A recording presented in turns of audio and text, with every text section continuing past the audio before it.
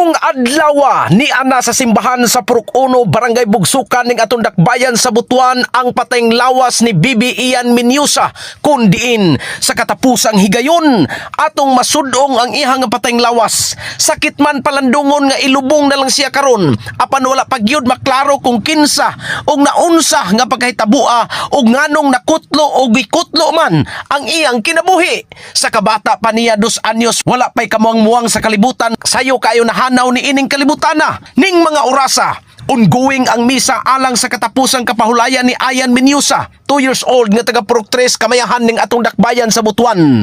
Niya karon sa simbahan ang tibok pamilya, ang iyang inahan nga si Wilma Menyusa, ang iyang amahan nga si Junri Menyusa ug ang mga igsuon niini. Gidugok usab sa daghang nga duot sa katawhan ang iyang katapusang adlaw kun diin makita pa ang iyang lawas sulod sa lungon.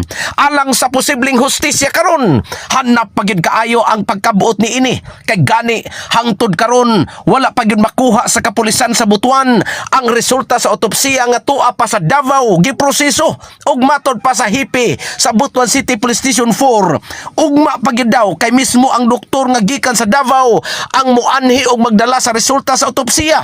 Og karong adlaw atong kuyugan ang iyang paghatod sa lubnganan uban ang bagang duot sa katawhan.